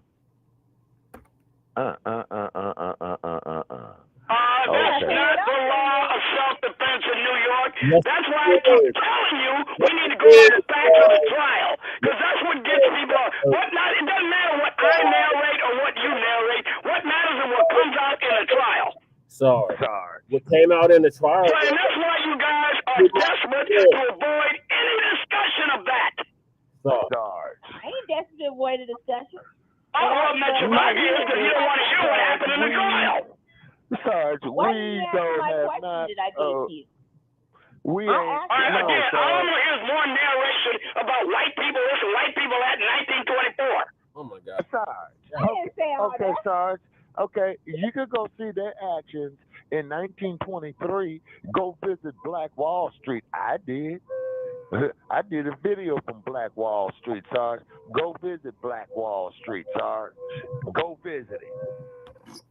He's not. Yeah, go down there to Archer and Greenwood. And you see how You ever heard that song by the Gap Band called "You Dropped a Bomb on Me, Baby"? You remember the Gap Band, Sarge? You older than me, of course you remember the Gap Band. That's where they from, is Tulsa, Oklahoma. Go down there, Sarge. Okay. And you can still feel that. Well, first of all, Sarge, that damn Alvin Bragg wasn't going to charge Daniel Penny with a damn thing. It took protests on a New York City subway for him to even look at the case, to even open up a case against Daniel Penny, because he was just going to let him go with nothing, charging him with nothing. Yeah. It took that grassroots in New York City to even get Alvin Bragg to charge him with anything. And then Sarge, the kangaroo court decided, oh, we're going to throw out the most serious charge. So then that's negligent homicide. And that's why he was able to walk. From Sarge, can I ask you a question? Can I ask Sarge a question? Yeah, let me unmute his mic. And I would like it to be answered. Do you think, Sarge, that through all the hell that we've been through in America, the slavery, the genocide, the killings, that is fair to us? Because that's how you sound like this. Hey, brother Kahari. No, I want to talk about Daniel Penny. You want to hold him responsible for the Tulsa massacre in 1923. See, that's what I mean about you people. I'm talking about you people who keep doing this. You want to keep resurrecting past as present as though those circumstances of the past apply to a specific case in the present. I want to talk about what happened with Daniel Penny, and you want to talk about Tulsa. God damn it, Sarge. You're the one that brought Tulsa. So look, this is the problem with this. Sarge. So, of course, you want to talk about slavery? You want to talk about the auction block? Although you never want to talk about Democrats. In the so in you rather talk about slavery and all that. I want to talk about what happened with Daniel Penny on a New York subway train. An imminent threat received by him and dozens of other riders on the same train car. Now, let me tell you something. Let me finish. One more thing. No, you're not going to. Go ahead, Sister Hepster. Go ahead. Yeah, Okay, so in then other we'll, words, Sarge, you too much of a, I'm not going to say the other word, but you don't want to answer the question. It's too hard for you or something? Is it a difficult question? Because I think it's rather easy. Yeah. But the way you coming off on me, you justify a lot of what we have been through in this country that was not planned by God and it's not fair. And you talk a lot, like when I first heard you, I thought you was a white man. You talk a lot against your culture and against your people, like white people are all that, and they are just not. All right, Sarge. All right, Sarge, you got the floor. Sarge. Listen, take the wax out of your ears and listen. If you presented this case to me on the facts of the case, devoid of any racial identification of the participants, I would have said it is a justifiable case of self-defense. You introduced the racial element because that's what you want to do. You want to narrate and you want to demagogue. Of self-defense. And that's what you're doing. Yes, you are. You are demagoguing and you're using the past as the excuse and rationalize it. On what ground? Right. If that's how you feel, I'm not going to That's what I know. And I'll bet you 90% of the people, black and white, who listen to me will agree with me. No, Sarge. No, Sarge. I know a whole lot of people that disagree with you, homie. I hate to be the bad news amigo. There's a whole lot that disagree with you. A whole lot that disagree with you and say, from the bottom of East LA. Earth calling Sarge. All right, calm down, Sarge. Look, when you get millions of people in the country and you get a matter of controversy, you're going to have millions of people who disagree with you. So what? Most of them is still millions more. Okay, but Sarge, Sarge, you believe in kangaroo courts, okay? Like the sister was saying. Let me tell you about what Shay said about Alvin Bragg. Yeah. The reason Alvin Bragg did not charge Janet Penny was because he was still smarting. Hey, let me finish. Let me tell you something. Let me finish. Alvin Bragg was still smarting from the Jose Alba instance where that thug went around behind the counter and attacked him, and he took out his knife and stabbed him to death, and everybody was upset about that because everybody and his mama could see that was a clear case of self-defense. And he was still smarting over that, and that's why he was reluctant to charge Daniel Petty, because the same set of circumstances applied. It was a legitimate case of self-defense. And that's why Alvin Bragg did not charge Daniel Petty at first. Because Alvin Bragg is a BLM bunch got up there with their mob justice and all that other shit. And Alvin Bragg started to beat and shit yellow Pete seeds, and the little weak-ass punk motherfucker decided to go there and charge him. That's what went down, and you know it. When they had the Star Chamber, if you didn't represent the client or the people properly, man, you had to go do their time. So, Sarge, all what you just spoke right there, sir, is bullshit. I agree. Again, Jose Alba wasn't a Klansman. He wasn't even a white man. He was from the Dominican Republic. And he defended himself against that thug who went around the car and tried to strangle him. What does that mean? And Alvin Bragg tried to... God damn it, Sarge. Get with the program. Look, majority of these goddamn Latinos classify themselves as white. No matter where that yeah, that is true. No, that is true. And they are. You go to the body on East LA, see Holmes. Go to the body East LA, Holmes. You know, the place where Ricardo Montalban is from, Edward James Olmos, Oscar de la Hoya, Anthony Quinn. Yes, that's the problema. La policía. Yeah, so SA, you need to go to the barrio East LA, Holmes. Yes, son. You need to go over there to Hollenbeck division of that murderous organization called the fucking Los Angeles Police Department that you love so much, SA. And then to find out, son, that there in Los Angeles County, you know, where they had their kangaroo courts, where they had the LA, or where they had the O.J. Simpson case, you know, where they let Rodney King go. Do you know, man, that a lot of those Latino sheriff's deputies are gang members? Those vatos are cholos, Holmes. And they on team white supremacy, Holmes. That yeah. Aligns with the area homes in the prisons. Yes, you really need to check that out, Sarge. You really need to take your fucking ass to Los Angeles. La problema es con la policía.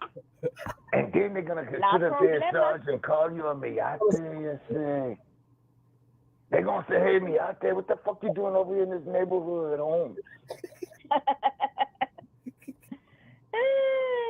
Hey, have you had my way? Do you think Trende Arugua would be in the country? If you think Sarge had his way, do you think they'd be in this motherfucking country in the first damn place? Not Sarge, you, man. If you was in charge, Sarge, anybody that disagree with you, Sarge, you will sit up there and have them executed. If you was running the country, Sarge, and then, man, if anybody spoke against that crook Donald Trump, man, you would call for the death penalty. And then, and let's look at your boy. And now let's look at Trump Jr., J.D. Vance. Okay, now, old Trump being an old bastard like 90 seconds. You know what I'm saying? You know, the dumpster got his airplane there for him. Wait a minute, man. Now, you telling me that a guy who believes in the Constitution that you constantly complain about me is going to subvert someone's due process right by having them simply executed proposing Donald Trump. Do you think I really believe in the Constitution then or what? You must not mean what you say. Sorry. Do you know what due process is? 60 Have you read the Fifth seconds. Amendment? Like Daniel Penny supposed to get? Daniel Penny is supposed to get due process no matter how you think he murdered somebody or not. How we think? That was clear-blooded murder. That was a... So I'm the one who believes in due process, and not you. Sarge. Okay, now Sarge. Listen. Sarge. And if due, Okay. hold on, Shabaka. If due Yeah. process was so important, why did all those white mobs that lynched our ancestors get away with it, Sarge? Nobody. Yeah, Sarge. What about the Devil's Punch Bowl, Sarge? Nobody was ever charged, Sarge. Explain that, because that was clearly a public lynching. Oh, am I off mute? I never know when I'm muted. Am I off mute? 10 seconds. No, Yes, Sarge. You got Okay, the let me answer the airwaves. question. Let me answer it then, damn it. I can answer the question. Okay, All right, Sarge. here, the answer to your question, Jay, is this. Hey, I'm trying to answer the question. The answer to the question is this. Because the people who had the obligation to ensure due process did not fucking believe in it. They didn't believe in it. They didn't make sure it was honored. Okay, Sarge, you need to That's start the with answer to Marsha the Clark. question. Okay, Sarge, you need to start with Marsha Clark, who was the former ADA in Los Angeles County that was running a kangaroo court against Orenthal James Simpson, who was found innocent, by the way. Okay. You believe, Sarge, the day the man died, that here in Las Vegas, we talked about OJ, and you said OJ was guilty and Oh, yeah, I believe he was guilty. But he was found, he was acquitted by a court. There's nothing I can do about it. Okay, hold on, Sarge. You believe Daniel Penny's guilty, but he's acquitted by a court. There's nothing you can do about it. Okay, no. Well, I'm not gonna have I don't have no comment on that there, Sarge, because we on his airways. But I tell you, no, I'm not even gonna say that either, Brother Che, because that case is still going. Here's one for you, Sarge. I know you're gonna love. Okay, so what's the old boy's name? Mangione. That's being held over there at Rikers Island, man, in New York. In the same jail as Diddy, following his New York appearance. Okay. He's been yeah. Luigi Mangione, the justified Robin Hood who murdered a man by shooting him in the back. Yeah, him. Well, Sarge, what about the police shoot people in the back? Yeah. Again, you may shoot someone in the back if they just shot at you and they're running away. Hold on. And you can't catch them any other way. Like they did Terrence Crutcher, Sarge. Like they did Arton Sterling, Sarge. Wait, who else they do that to? This is a long list of unarmed black people they have shot in the back or by running away. Like they did Jalen Walker last year. So, Yeah, and then of course we're not even going to talk about the murder of Sharon Massey, Sarge. Yes, and you you love to just throw these cases out as though they're not individual and particularized. They all have individual differing circumstances. They're not all the same. Oh, Sarge, the rhetoric, man. You're a rhetoric. No, you're doing the rhetoric. I'm going with examining the cases. No, you're doing what most pigs do, and that is, I can't speak on it until the investigation is completed. We investigated ourselves and found out we did nothing wrong. That's what you're doing, Sarge. Yeah, exactly. Yeah. Hey, now, Sarge. Okay. It's not like they are all individual cases with differing circumstances, and you want to pretend as though they're not. Sarge, it's called bullshit, Sarge. Wake up and smell the coffee. See, that's what I mean. You just disregard everything for the narrative. The narrative is all that matters. But Sarge, it's all that matters, Sarge. Okay, but Sarge, the poll. I got a question for Sarge, and I know Sarge ain't did this. Sarge, you are yet to read the book Chief by Daryl Gates. You got to see the pile of books I'm working to. Now it's about a 10th from the top right now. Okay, so you did not even get to the book. I'm getting to it. I'm slowly but slowly. I'm whipping away the stack. Okay, but Sarge. Okay, Daryl Gates, who was an avid racist. Okay, Daryl Gates was the chief of the Los Angeles Gestapo called the LAPD. Daryl Gates had got up there and stated before the U.S. Congress starts, all casual drug users need to be taken out and shot. And his son was the biggest drug user in Los Angeles County because his son goes out there and pulls a stick-up man, to support his drug habit. And then how many times have you said somebody should be taken out and shot? Did you mean it really, or was it a rhetorical device? Okay. Now, I'll agree with you. A police chief shouldn't say shit like that. But look, he's a Democrat, and he's in a Democrat place, and Democrats tend to do this shit, and you don't ever want to notice that. Sarge, you ain't never heard me say I love these damn hay-eating donkeys. Well, all these things do come from Democrats now. Why don't you ever notice that? And the reptilian, Sarge, are two sides of the same coin because neither one of these no-good-ass organizations mean black people any good. As long as you get brain-dead, ass-scratching, yasabas, we shall... Did we get more homicides after the police got defunded in these areas, or did we get less? Hold on, Sarge. Were more black people murdered before Rudy Giuliani and Commissioner Bratton did what they did, or were less murdered? Which one was it? Now be factual and tell me the truth. Sarge. This is what I mean about you guys. See, when you're confronted with facts, you run into a stone wall, and then you run to another narrative. Sarge. The laws of this Rudy Giuliani said thousands of black and brown lies. Thousands. Sarge. Rudy Giuliani was a racist who was... When you go from 1,500 homicides a year on average down to less than 400, that is literally thousands of... Who did not believe in... He stopped and frisked them. That's what he did. So by stopping and frisking, he saved thousands of, as you say, Sarge, black and brown lives. We don't use that terminology over here, but that's what you said, Sarge. So by stopping and frisking, Mr. Stop and Frisk, now currently disbarred, Giuliani saved thousands of black lives. Hell out of here. Okay, again, you guys hate facts. When you're confronted with facts, you change the subject. The only thing you got going for yourselves is the historical fact of this country's disgraceful racist past. And that's what you rely upon to the exclusion of everything else.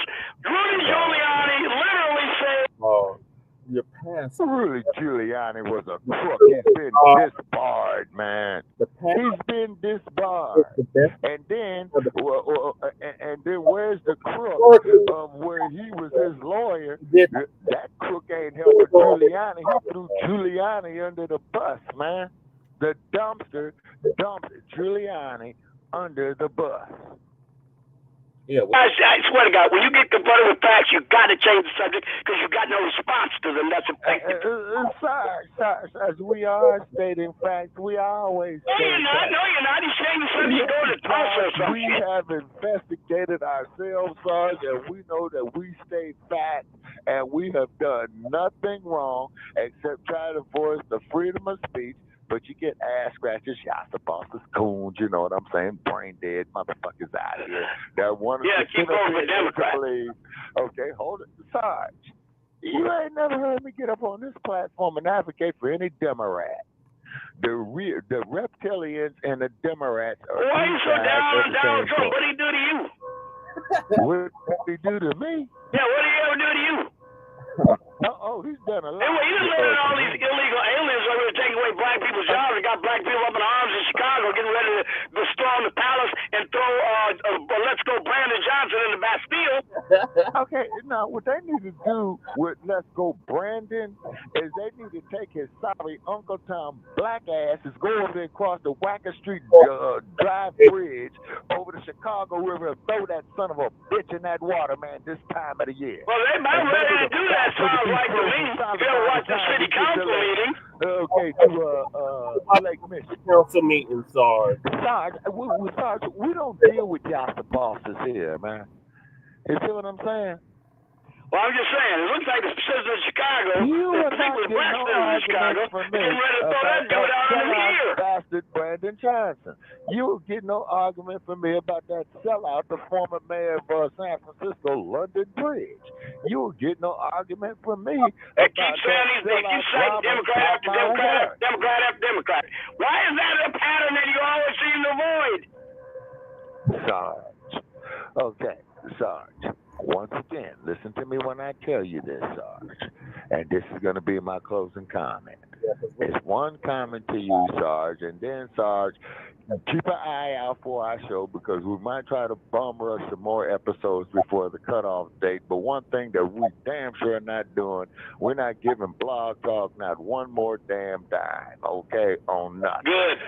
Okay. Good. Okay. All right, now one more question. When you're ready to talk about the facts of the Daniel Penny trial, let me know, will you? Okay, Daniel Penny. Okay, Daniel Penny is a murderer, Sarge. And not married. Okay, Sarge. And he was cleared by kangaroo court. Okay, he is a white supremacist. Yeah, the judge tried to steer him toward a conviction, and he couldn't do it. Okay, Daniel Penny is one of Uncle Sam's misguided, what did I call them? Misguided cowards, misguided children, okay? And, Gyrenes, man, are not known. They're known for superior brawn and lack of intelligence, Sarge. Just like with George Orwell. When the man was in the police station being questioned by the police, he didn't even know he was dead. He thought he was still alive when the paramedics took him away. He didn't even know he was dead. The cops knew he was dead, and they were asking him all this, and it was clear. If you look at the interrogation tape, he didn't even know Jordan Neely was dead. Okay, Sarge. If that son of a bitch did not know that he killed, Sarge. He got away with it. But then what you just he did. Okay, he got it, Sarge. What you coming up with, Sarge, is what they call prepackaged. Did you see the interrogation tapes? I did.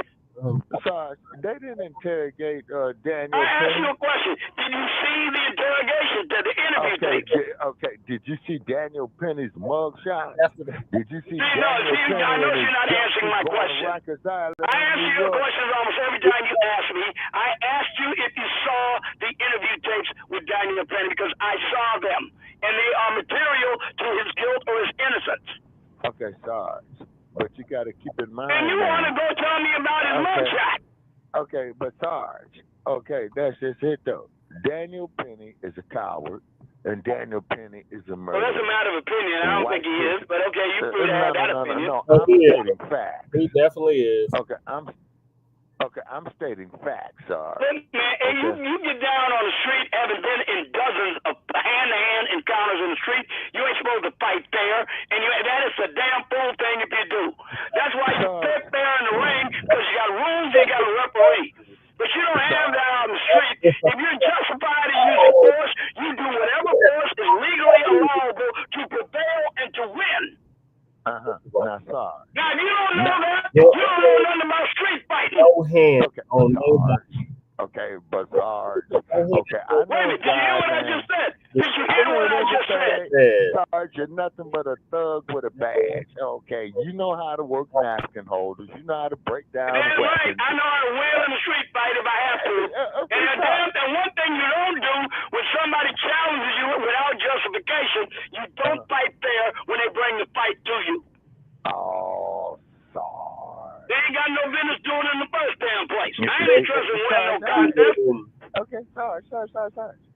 I agree with you, but when black folks do this here, Sarge, they automatically go to jail. They get overcharged. No, none of this legitimate self-defense, they don't. This was not legitimate self-defense, Sarge. Okay, but it that's was. just The jury said so. Man, fuck a jury. Jury was confused. Okay, how about that? How about that? Jury didn't. Well, wait, didn't you just say a minute ago they go to jail? He didn't go to jail because the jury could not agree on a verdict on him because they didn't see what Alvin Bragg said they should see. Okay. Now, Sarge. Now, let me show you the hypocrite that you are. Okay. You gonna sit up there and say that O.J. Simpson was guilty of murder in the first degree, Yeah, because I saw most of the same evidence they did. That's why. Doesn't. And I didn't make an opinion. I wouldn't say that if I hadn't seen it. Okay, sorry. I wouldn't say that if I hadn't heard what 3 of the jurors said in post-case interviews that they were doing it to get back to Rodney King. Sorry, they didn't say that. Did you hear what I just said? Did you hear what I just said? I was in Los Angeles County when that case went down. All right, so I'm saying some of the jurors said they were doing it to get back for Rodney King. When the LAPD beat Rodney King with now, you show me something like that to Daniel Penny. They're trying to get back to Jose Alba or something. Then I might agree with you. Sarge, the fact of the matter is that New York is Trump country. But see, you got to change the subject. I got you again. Every time I get you caught in the court, the referee rescues you, and then you go spin out somewhere else. Hey, by the way, let me tell you something. Before I forget and the show goes off, I got to tell you something that you want to know. You want to know this. You're a boxing aficionado, aren't you? I have a little bit of knowledge. Wait a minute now. If you want to see one of the greatest fights that most people don't even know about, you want to see that fight with Emmanuel Augustus, who they call him the Drunken Master. This brother, he fights like nobody I've ever seen. Kind of like Roy Jones, when he does like he's stumbling around drunk, and he can pull off these punches and these counter punches and everything. The guy is incredible to watch. He's one of the greatest fighters who never won a championship I ever saw in my life. I never seen anybody fight like this guy does, ever. And he had a fight with this Irish guy who always puts on a good show, no matter who he fights, named Irish Mickey Ward. Okay? He had these great series of fights with Arturo Gotti. The 3 fights he had with Arturo Gotti among the best I've ever seen. And this fight he had, with the Drunken Master, Emmanuel Augustus, I think it was in 2006. He had a fight with me. And look, between the 2 men, they threw over 2,000 punches in the fight. They didn't, it was rock 'em, stock 'em, no holds barred, 2 warriors going at each other, determined to one or the other. But it was nominated for the Fight of the Year for 2006. And if you haven't seen it, you got to go on YouTube and watch it. I guarantee you, you'll see one of the greatest fights you have ever seen in your life. Mickey Ward and Emmanuel Augustus, 2 warriors worthy of the name. Okay, Sarge. I have no reason to doubt you. After all, you're older than me. And remember now, if you ever seen him fight the Ward with Arturo Gotti, he had 3 fights with Arturo Gotti, which were, again, 3 of the best fights I ever saw in my life. Oh, yeah, absolutely. And you know what, to me, which was the greatest heavyweight championship fight that I saw, Sarge, that happened here in Las Vegas. In Manila, man. I don't think you can beat that one. Okay, whoa. That's a classic. So one of the great fights here in the year 1965, here in Las Vegas, Nevada, down the way here at the Las Vegas Convention Center, is when Muhammad Ali defended the heavyweight title against the Rabbit. Okay, the Rabbit got up there and said before the fight, oh, come on, man. That was so one-sided. I know you call it one-sided fight, a great fight. But I mean, if you want to see the skills of Muhammad Ali, it was a great fight to watch, but it wasn't no contest. Okay, Sarge, but the Rabbit gets up here and says on ABC News, Sarge, I am taking the heavyweight crown from this guy for the American people, and then he went on and all right. You don't need all that. I'm just saying it wasn't much of a fight because Roy Patterson had no answer to Muhammad Ali, so it wasn't much of a fight. Come on, man. Okay, but I consider a great fight when the 2 people are evenly matched and they give each other hell, like Ron Lyle did to George Foreman. That was another great fight. So I'm talking about when they're competitive. Now, look, I enjoyed watching Muhammad Ali, or then Cassius Clay, who was on in, dismantle Cleveland Big Cat Williams. Although you got to admit, Cleveland Big Cat Williams, had he not been injured by being shot by a cop, might have been a much better fight being diminished after having more than 3 feet of the small intestine hauled out. Yeah, okay, but Sarge, but the athletic commission still cleared him, Sarge. So I know they did. I'm saying, I wish I could have seen Ali and Cleveland Williams when Williams was in his prime. Because you see the fight he had with Sonny Liston? Okay. Who? Cleveland Williams and Sonny Liston or Ali? Oh man, they won. That was two great fights they had with each other. Okay, but you see though, Sarge, here's what I'm gonna tell you. You're gonna love this here, Sarge. I told you this here, brother Chad. You know, Sarge, Sonny Liston was a great heavyweight champion. You know what made Sonny Liston so great, Sarge? No. He used to beat the shit out of police officers and throw them in the trash can. Yeah, I know what he used to do. I know all about it. Yeah, he did it there in Denver. He did it there on He was a leg breaker for the mob, too. Well, if he owed money, they sent Sonny. You know what I'm saying? I know they did. Yeah. He was a thug, but he was also a great heavyweight champion. Okay, well, you know, Sarge, the only thing I could say, you know, about Sonny, may Mr. Liston rest in peace. You know what I'm saying? May the greatest heavyweight champion of all time rest in peace. You know what I mean? All right, Shabaka'S. And what happened? Sonny was a great fighter. I ain't gonna tell you one of the greatest heavyweights ever lived. He had one of the greatest punches ever lived. He was one of the baddest motherfuckers out there. Now, Muhammad Ali could thank his lucky stars he was able to beat him.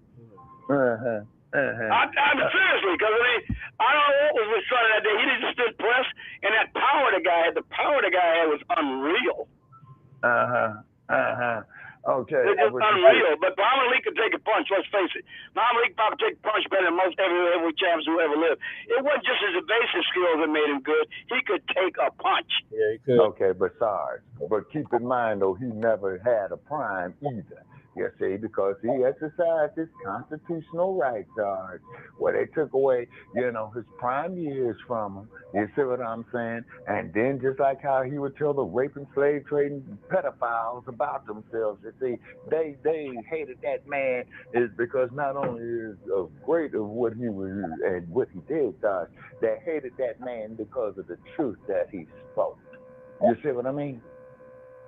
That's why they hated Ali, man. You know it and I know it. Right. All right. Yeah. But on the closing comments, here's those Sarge, because see, you try to spin me around in the corner and you went to boxing. Okay. Daniel Penny is a murderer.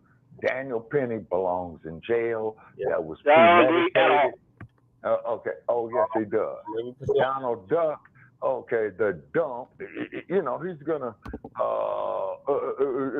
take the country down the tubes again. Okay, he's going out there with his rhetoric. The man is dangerous. Okay, he's narcissistic.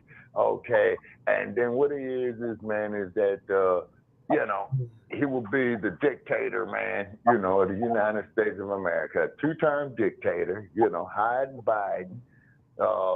Low-level dictator. He's so senile. He hated black people. But the way you say what he gonna do, he didn't do it the first time around. He didn't do any of what you claim he was going to do. Not a thing. Not one thing did he do that they accuse him of doing. Joe Biden, on the other hand, has done almost all of it that they accuse him of doing. Okay, Sarge. Joe Biden, you know. That's just amazing to me the way this works. Black himself. Joe Biden didn't love black people. Joe Biden gonna get up there and say. They fucked everybody over, black and white. Okay, Sarge. We can't worry about the opposition, Sarge. We got. But I don't want any president who doesn't do what's right by all the American people. All of us have a stake in this. Sarge. Okay, Sarge. You can't sit up there and mess with in one group or any group and expect to be right for all the people. You know, on the way to doing it, you're going to mess everybody. What do you think the welfare state wound up doing white people eventually? Even though it was aimed mainly at black people, especially child support enforcement. Who do you think that was aimed at when it first started? Black people, black men who weren't living up to child support obligations. But now it's affecting the whole goddamn country. Sarge. Okay. So I'm just saying.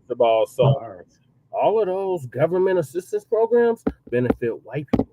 White people were the main ones on those programs. And white women were the main benefactors, man, of that. Okay. Right? Is that right? No.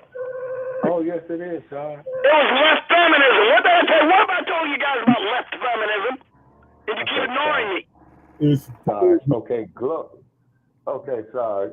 Gloria Steinem, okay, went up there to the black community with that, okay, because I spoke with a lot of sisters who said is that the women's movement wasn't for black women anyways, because the women's movement, what Gloria Steinem did, started systemically with that of getting a black male out of the household because they did not want him raising. Yeah, well, you may talk that way to BLM. They're all in the left feminism. hell? Now I'm talking about the Gloria Steinem model. Okay. Excuse me, Shabaka. Yes, ma'am. Can I make my closing comment? Because I have to get ready to go into my prayer service. Yes, ma'am. I just wanted to make a statement. I'm going to tell you the way that the messenger taught us. Yes, we must ma'am. stop relying upon the white man to care for us. We Exactly. must become an independent people. So-called That's right. Negroes should separate yourselves from the slave master. In other words, forget about it. Pull your resources, education, and qualifications for independence. Stop forcing yourselves into places where you are not wanted because they do not love you, and do for yourself. That's all I got to say. Pretty much, yeah. You know, and then the cold part about it is when another black man in the West Coast started an organization of doing that, they labeled him a terrorist, but I'm not going to say his name.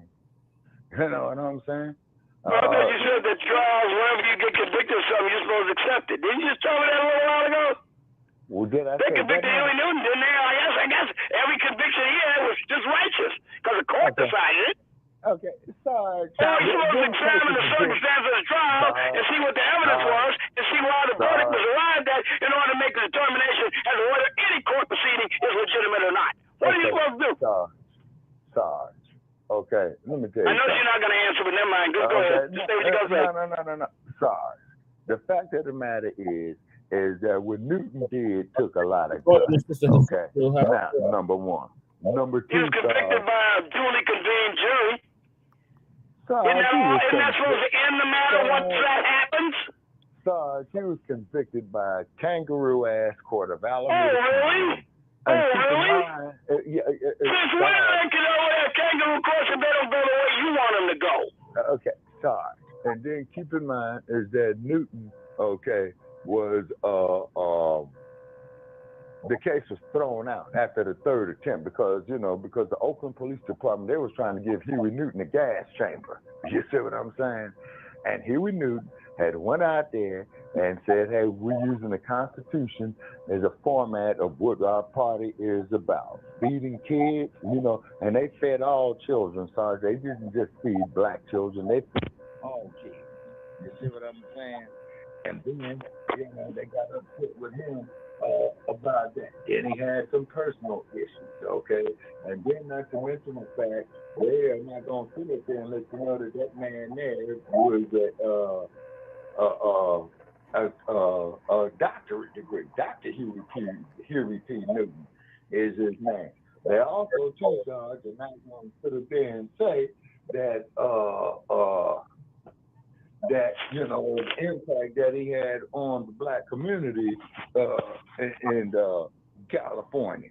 And they're also not going to say that his organization, they even had a branch out there your way where they killed the chairman of the Illinois Party chapter, Sarge, by the name of Fred Hampton. They killed him. Shabaka, the point I'm trying to make is not to say that you are incorrect as to whether or not Huey Newton got a fair trial or not. That's not the point I'm trying to make. I'm trying to make is that you are judge every judicial proceeding by the evidence and the facts and the law. I don't care what it is or who it's against or for. Law. You examine each and every one of them individually. I'm in law. Every time. Sorry. That's the point I'm trying to make, and that's the point you don't seem to understand. Okay, sorry. These kangaroo courts decide what will be administered as evidence, and then they would exclude what is administered as evidence. Okay? Look at the Deadweiler case in Los Angeles. Look at the case against Geronimo Pratt. Yes. We got to go. Okay, see what I mean? Now you're getting down to specifics. And that's what I like for you to do with every single case, not just the ones you advocate for. Okay, sorry. We're going to end the show right now because we got to go, okay? So we're going to try to put up another show, Sarge, so you and I can finish arguing, okay? So please check with us on our normal time. I will go through Blog Talk to see if you're up there with Joe Gibson and what have you to let you know, man, that we got a special edition coming up and what have you. You see what I'm saying? And then you're more than welcome to join in, Sarge. Okay? So, shit, boy. When are you going to do this? Okay, just keep it. Yeah, the next episode is Tuesday, Sarge, but we might do a special edition because I just got a call right here from some other podcasters as well too, Brother Jay, and I'm gonna give them a call back, as well too. Okay, Sister Hesem, thank you for joining me once again, man. May peace be upon you, Brother Jay. Sir, thank you too. Please, okay, and please take us out with let me see. With Shipperhoard, and then Sarge, get with us. I want to be tracking you down on the podcast show. Now, when you're on one of your favorite podcasts that's called Me Everything But a Child of God, you see what I'm saying? Okay, I'm just going to say, Sarge, who's doing the show on this day and what have you. Well, wait a minute. I always advocate for you the way I see it, and you know it. I say that, me and him don't see eye on many things, if not most things, but he does not do this, and he does advocate for people to speak their minds. Now, you know that. I do. Yeah. See, Sarge. All right, well, as long as we got that straight. Yeah, okay, Sarge, and there's an old saying from the streets of South Central LA. Never apologize for how you honestly feel home. All right, thank y'all for tuning in to Grand Rising with Shabaka and the Shays, last episode of 2024. This was season 9, episode 50 of Shabaka's Blacc Experience Enhanced. Grand Rising with Shabaka and the Shays. We discussed Sleepy Jim Crow Biden partner Liz Cheney, District Attorney Fani Willis, qualified in Trump case. Elon Musk keeps the government from not being shut down, supposedly. CEO murder suspect Luigi Mangione being held in the same jail as Diddy following New York court appearance. We did not get to famous FBA actress Cicely. Tyson would have been 100 years old 2 days ago. Oh yeah, that's Sister Cicely, yeah. In the rape club in Dublin Prison in California, U.S. government to pay record $116 million to 103 women who sued over abuse. The air date of this program is December 20th, 2024. Please join us tomorrow for Frontline Black News, Season 4, episode 39, Part 1 of the Frontline Black News. In the meantime, make sure y'all like and subscribe to all of my platforms, Frontline Black News on YouTube and Facebook, The Revolutionary Agenda on YouTube and Facebook, and Shabaka'S Blacc Experience Enhanced on Facebook and Twitter, now X.com. So peace, love, light, reparations, separations, and Black empowerment. Chain Krumah, Shabaka, and Sister Shoot and Sarge signing out. I'm signing out from the Mile High Income City. We're gonna go out with Shipperhoard. Yes, sir. Okay, I'm out. Okay. Okay.